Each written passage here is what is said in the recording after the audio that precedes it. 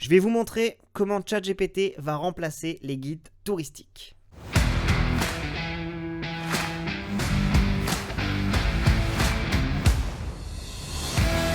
Ok, alors je vous explique. On va utiliser ChatGPT pour se programmer un voyage.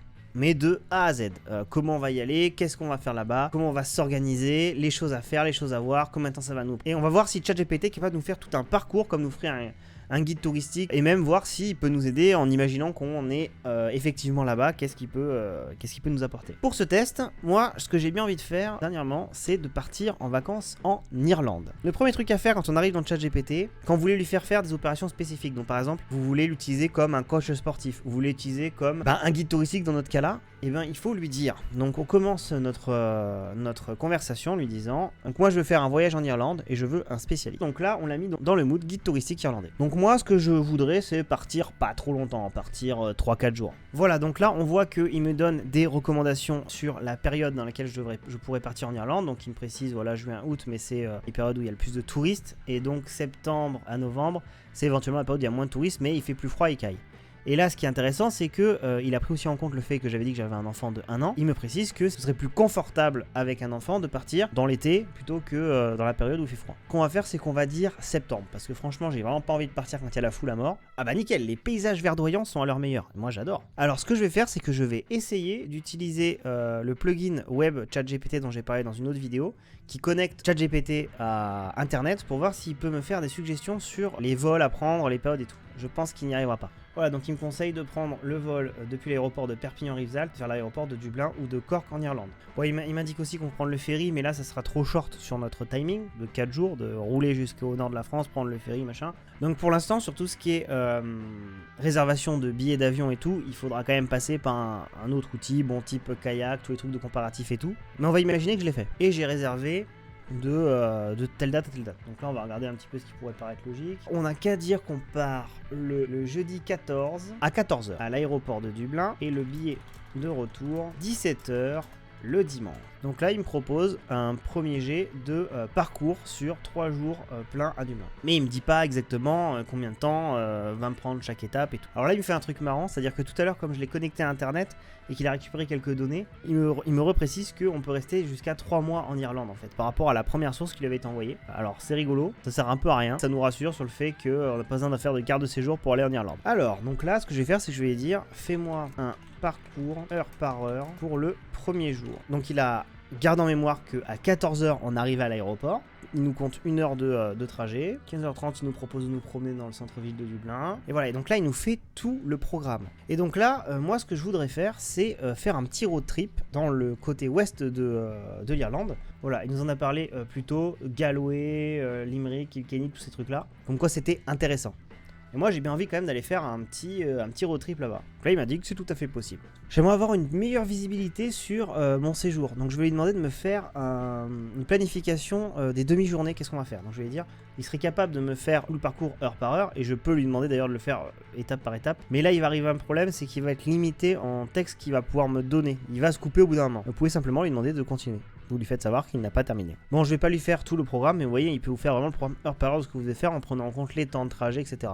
On voit que sur le vendredi 15, il m'a mis un 18h, un dîner dans un restaurant local de Galway. Donc en réalité, ça va finir à 19h minimum, voire 20h. Donc on ne sera jamais de retour à l'hôtel à Dublin à 20h. Donc il faut prendre en compte que c'est pas non plus le truc le plus safe du monde. Il nous a dit plus haut que c'était à 2h30 de route. Donc en réalité, en allant au resto à 18h, je pense qu'on sera à l'hôtel pas avant 21h, 22h facile. Mais bon, en soi, on s'en fiche parce que c'était la dernière étape de la journée. Maintenant, je vais lui demander, mais où est-ce que je loue une voiture et comment ça se passe? J'ai vraiment un petit peu programmé un voyage à Dublin, donc je me suis un petit peu renseigné. Il s'avère qu'il y a un petit piège à éviter. D'ailleurs, c'est tips gratuit. Quand vous louez une voiture en Irlande, apparemment, si vous avez une carte de débit, et en France on a quasiment tous des cartes de débit, peuvent vous poser problème au niveau de la location par rapport au dépôt de caution. Eux, ce qu'ils attendent, c'est une carte de crédit, à crédit différé. Je vais voir s'il arrive à capter que ce problème existe et à me prévenir par rapport à ça. Donc je vais un petit peu l'orienter. J'ai fait une faute de frappe et je vais la laisser.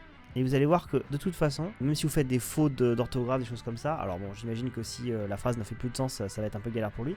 Petites fautes de frappe, les petites fautes d'orthographe et tout, ça pose pas de problème. Donc là maintenant, ce qu'on va faire, c'est que j'ai envie de faire comme si on avait un guide touristique avec nous dans la voiture. Donc mettons on est en train de se balader, donc là on va aller à Galway. Donc mettons qu'on est en train de se balader dans ces rues qui sont très mignonnes, hein, il n'y a pas de souci, ça a l'air très mignon Galway, j'ai vraiment très envie d'y aller. Si vous y êtes déjà allé, n'hésitez pas à le dire en commentaire et à me dire si c'est bien. Comme si j'avais un guide touristique dans ma poche, je me dis ok Lynch Castle, comme si on pouvait taper Lynch Castle dans Google, qu'est-ce que tu peux me dire là-dessus? Je vais lui demander. Alors ce qu'on va faire, c'est qu'on va essayer de le piéger. Je vais faire une faute. Je vais écrire Lynch Castle avec un I. Comme j'ai dit que c'était un bâtiment machin. On va voir si il arrive à se retourner. Bon bah là, pas de bol, évidemment, je fais un test, on tombe sur un autre château qui a le nom que je tape. Bon, on va imaginer que on s'est paumé. Donc on va lui dire qu'on s'est perdu, on est au Galway Docks et on cherche le Lynch Castle, comment y aller. On va voir ce qu'il va nous dire. Alors je suis désolé, mais ça c'est des bons conseils. Parce qu'on n'a pas parlé de thunes. Mais quel budget je dois prévoir? Voilà, donc là dans le calcul du coût, il me reprend le fait que je veux louer une voiture. Donc il me précise qu'il va y avoir le coût de la voiture à prendre en compte, le coût de la nourriture, le coût du logement. Donc je vais essayer de lui faire préciser un peu plus. Ok, donc là je lui précise qu'on va prendre un hôtel moyenne gamme et aller dans des restaurants normaux. Est-ce que tu peux me faire un estimatif? Et donc tout à fait, il me fait un estimatif des prix. Donc il me dit les hébergements entre 80 et 150 euros, la nourriture, faut compter 20 à 30 euros par repas, machin, etc. Alors ce qu'on va faire, c'est qu'on va regarder s'il est capable de nous conseiller pour savoir si on est en train de se faire avoir sur le moment. Ok, donc là j'ai trouvé un bar qui s'appelle le Busker Browns dans Galway, où il propose des boissons. Donc tac tac tac, je vais lui demander si... Voilà, donc là il est cohérent dans son raisonnement, il explique, voilà, bon, vous pouvez trouver des cocktails à 8 balles, d'autres à 15 euros à Galway. 13 euros, ça paraît être un prix à peu près normal. Et un mojito à 20 euros. Un mojito à Galway, ouais, je trouve que c'est bien. Là, il nous prévient qu'on est en train de se faire avoir. Mais ce qui est intéressant avec cette analyse de prix, c'est que là, on parle de euros. Mais si on faisait le même test en partant dans un autre pays, un pays où il y a une autre monnaie, mettons en Thaïlande ou au Japon, où vous voulez, où la monnaie n'est pas la même, et ben, vous avez aucune idée quand on vous dit les prix, vous êtes en train de penser au change, etc. Vous pouvez éventuellement demander à ChatGPT, il vous dira, ok, là, c'est élevé.